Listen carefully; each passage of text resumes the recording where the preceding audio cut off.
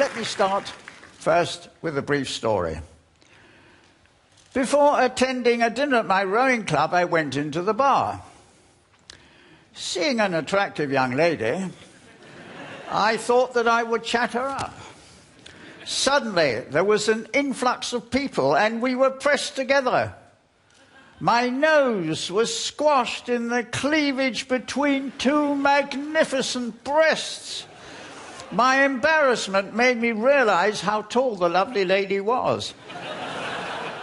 I had, in fact, been introduced to one of the many continuing rapid changes related to our human bodies.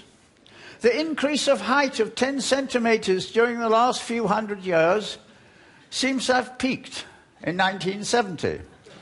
Here I am, rowing at the age of 91, with a 15-year-old who is already well over a head taller than me. There is continuing increase in girth.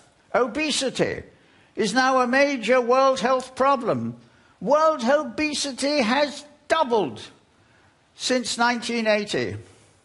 12% of the world's population is obese. In the Americas, it is even 26%. Obesity can cause diabetes, heart disease, and cancer. Already 10% of the world's population suffer from diabetes. A world pandemic of diabetes is already a reality.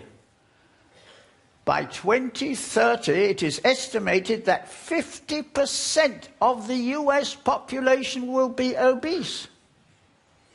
In obesity, it is the prefrontal part of the brain that shrinks.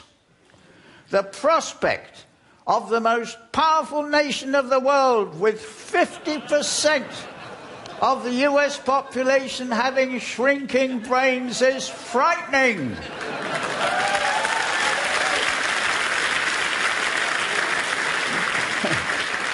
Never in human history have so many humans been so overweight and so obese. The world's population is now 7 billion. Very soon there will be 8 billion people inhabiting the earth. If at this point a pandemic were to destroy half of the world's population, there would still be double the amount of people that existed when I was a child.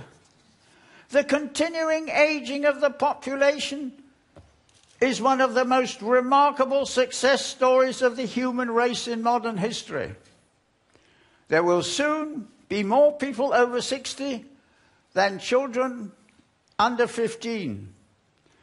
But man has destroyed the wonder of aging by transforming it into an age of degeneration and disease. 92.2% of the over 65 in the United States has one or more chronic diseases. 40% of the 60 plus take 5 or more medicaments a day. 45% of the 85 plus have Alzheimer's. Natural, healthy aging is unseen, covered by a blanket of disease. In fact, it is falsely assumed that disease is a natural consequence of aging. Lift up the blanket and there could be surprises. Lifelong work, continuous education, competition in strenuous sports, beauty queens in old age could be a reality. The aged now, however, are overnourished, overmedicated, and physically and mentally inactive. Inactivity is a major cause of death. How did this happen? Our bodies are still those of the Paleolithic era, when we were hunter-gatherers. Food was scarce. that as much food as possible was consumed and the excess stored as fat so that we could survive the next famine. As physical and mental activity was enormous, unnecessary activity was avoided. Today, with an excess of food and survival no longer dependent on huge physical and mental effort, our instincts still tell us to consume an excess of food and avoid activity as much as possible. Those instincts that in the past enabled us to survive are now destroying us. But successful aging is possible. There are three factors that contribute to successful aging. They are work, diet, and exercise, in that order. I will address each in turn. Work. The aged suffer from inactivity, poor diet, overweight, diabetes, etc., just as the general population does. But in addition, this is severely compounded by retirement. Retirement is voluntary or involuntary unemployment for up to 30 years. We know that unemployment causes chronic disease and mental problems, as well as poor health, disability, more medical consultations, more medication, more hospital admissions. Work, on the other hand, is therapeutic, good for health, and is an intrinsic part of improving and maintaining health. Work is a determinant of self-worth, family esteem, identity, and standing in the community. This graph shows the energy expenditure at different ages.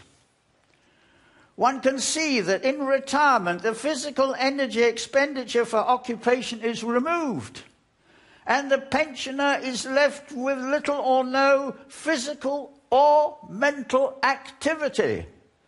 Remember, inactivity kills. In the UK, retirement was reduced from the age of 70 to 65 in 1946, when life expectancy was 65 years. The retirement age was never intended to be earlier than life expectancy. Today, however, retirement can start 25 to 30 years earlier than life expectancy. Our pension schemes are financially unsustainable. It is the destructive effects of retirement on physical and mental health that have not only been ignored but vastly underestimated. It is essential that the aged be integrated into the workforce, not only for financial, but also for health reasons. Retirement is not the end. It can be a new beginning, a chance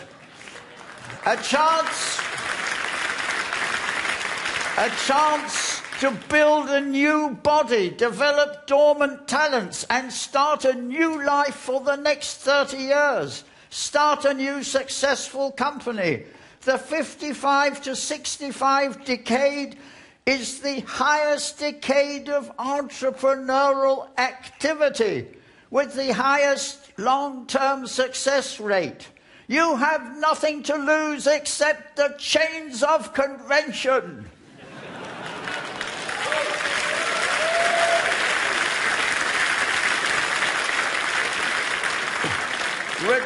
Retirement is a massive health calamity and a future financial disaster.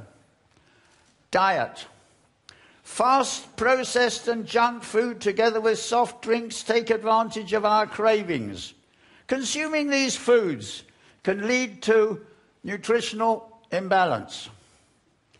Exercise.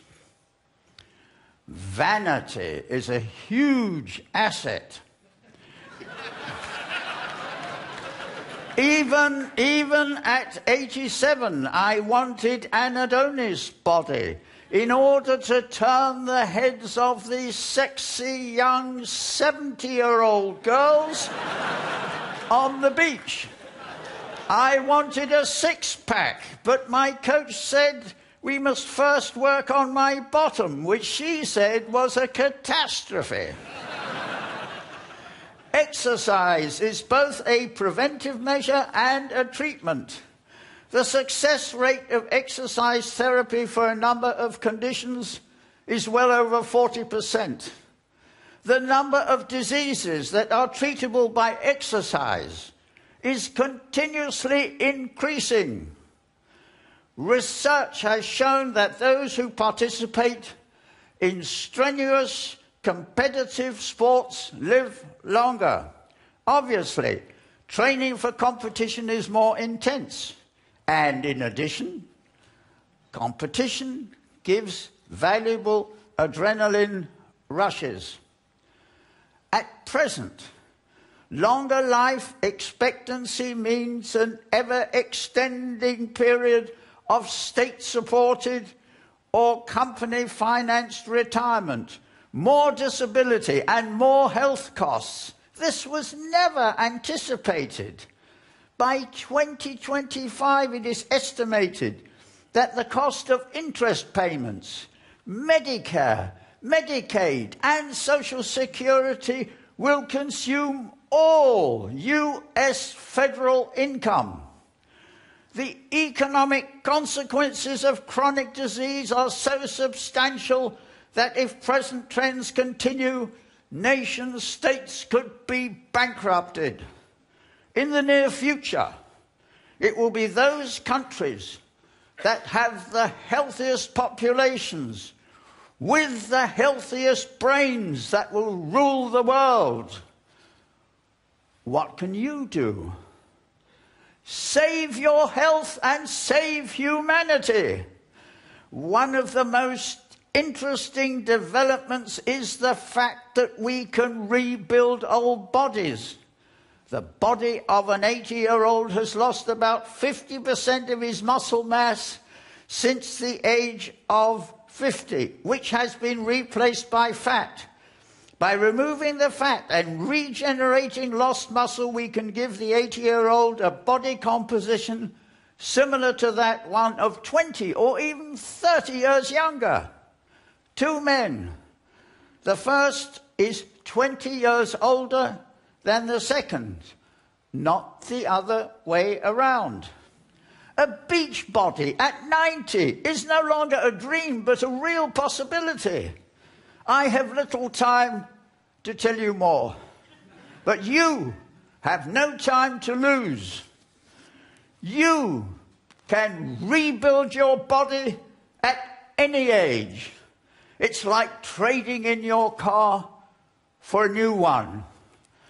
When I was in Chicago in 1950, I traded in my Chevrolet, list price $3,000, for an Oldsmobile 98, list price $5,000. I asked the salesman, what is the difference between these two cars? He said two words, more car. What do you get when you trade in your body for a new one? More body, more mind, more spirit. Go for it.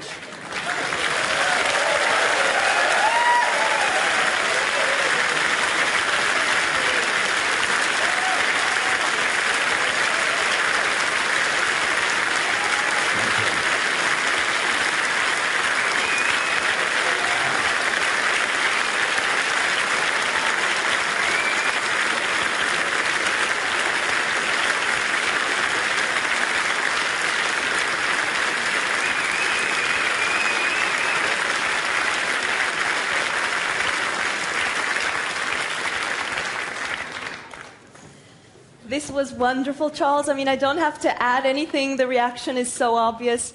I really love it that bodybuilding will save humanity, I guess. So I can also imagine that after this, a lot of people will, in the next break, maybe go for the fruit rather than for the cake and maybe run home instead of taking the train. Would that make you happy? Well, as far as fruit concerned, I would just like to say that in the Garden of Eden, if Adam had refused the fruit offered by Eve and instead eaten the snake protein, the world would be different. Thank you, Charles. Thank you so much.